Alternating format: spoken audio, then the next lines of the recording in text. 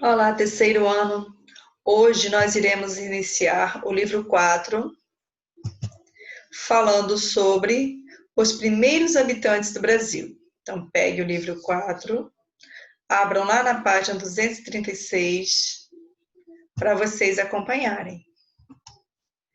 Vamos fazendo aos pouquinhos, é um assunto bem interessante, né? Para a gente trabalhar, para explorar, e prestar atenção nas aulas, realizar todas as leituras, observar as imagens, legendas, tá? No decorrer do livro de vocês, da leitura. Os primeiros habitantes do Brasil. Até pouco tempo atrás, muitos consideravam a história do Brasil a partir da chegada dos portugueses. Atualmente, sabemos que o Brasil possuía muitos habitantes que aqui já viviam bem antes da chegada dos portugueses. Esse período ficou conhecido como pré-história brasileira. A pré-história do Brasil descreve a história do indígena brasileiro antes da colonização portuguesa. Porque, gente, ele diz, né, aqui está dizendo, que até há pouco tempo simplesmente se tratava da história do Brasil. E sempre considerando esse período depois da chegada dos portugueses. Né? Aquela descoberta do Brasil, como se o Brasil não fosse terra de ninguém, uma terra sem donos. Né? E hoje já é abordado de uma maneira diferente. Esta terra, ela já tinha habitantes, já tinham pessoas morando aqui. Que povo era esse? Né? Esse povo que hoje nós chamamos de índios, né? São os indígenas. Então, pode, né, chegar a ser algum livro mais antigo, a gente não tem essa abordagem. Fala diretamente da história do Brasil, mas sem dar a entender que aqui já tinha habitantes. Então, vamos trabalhando bastante, vai começar a trabalhar, falar bastante sobre isso. Vocês vão conhecer muitas coisas a respeito desse povo, né? Quando a gente fala índio, essa palavra índio, todo mundo imagina uma pessoa nua pela selva. A maioria das pessoas tem uma visão muito equivocada sobre esse povo. Vamos lá. Quando a gente fala de pré-história, é muito normal, né? É comum a gente logo imaginar essas cenas. E se vocês pesquisarem pré-história, vão encontrar muito essa imagem. Que imagens são essas? Isso é parte de pinturas rupestres, né? Se houve essa pintura rupestre, ela mostra o quê? Ali já foi habitado, porque foi deixado por povos, né, muito antigos, fazia esse registro nas rochas. E essas pinturas são encontradas no Brasil, né? Da Serra da Capivara, tem muitos registros, sim, é um lugar que é preservado, é tombado, é preservado, não se pode mexer, não se pode tirar essas partes de rocha, porque ali tem um registro da história. Aqui, a primeira imagem eu coloquei, como os índios viviam, né? Então, eles viviam dessa forma. E é a forma que, muitas vezes, quando se fala de um índio, imagina-se ele nessa forma. Não é verdade. As comunidades indígenas, hoje, já sofreram muitas mudanças. E no decorrer, né, do tempo, eu vou mostrando para vocês aos pouquinhos. A outra imagem é desembarque de Cabral.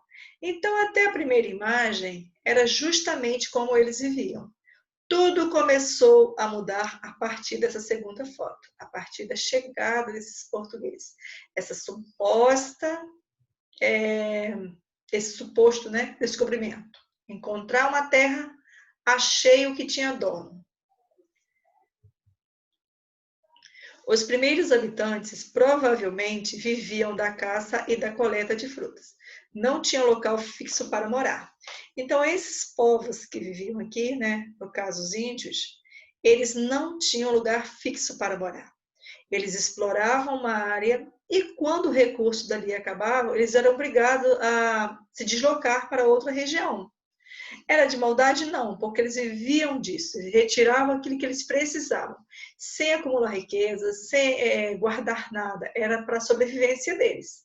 Então, se eles explorassem uma área e percebessem que ali não tinha mais recurso de sobrevivência, né, como é a maneira de sobreviver ali, eles precisavam se deslocar, procurar outro lugar que pudessem fazer as coletas, as caças, né? E por isso eles eram chamados de nômades, né? Nômades são aquelas pessoas que não têm lugar fixo, que pulam de lugar para o outro.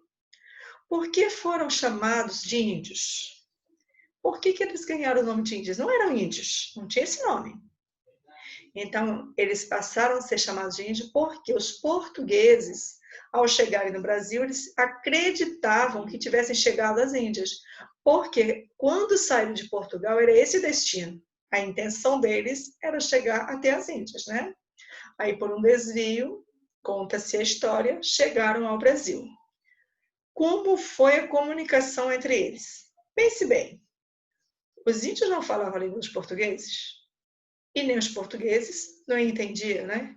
O que os índios, a língua que os índios se comunicavam, usavam para se comunicar.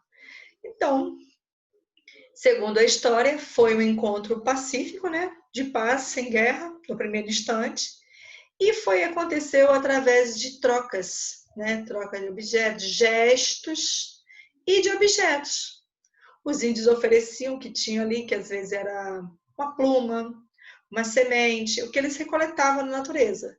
E os portugueses ofereciam a eles objetos de pequeno valor, um espelho, um chocalho, canivete, coisas que não tinham grande valor. Eles ofereciam. Então, através dessa troca, né, eles se sentiam ali acolhidos, de uma certa forma, conseguiram se aproximar.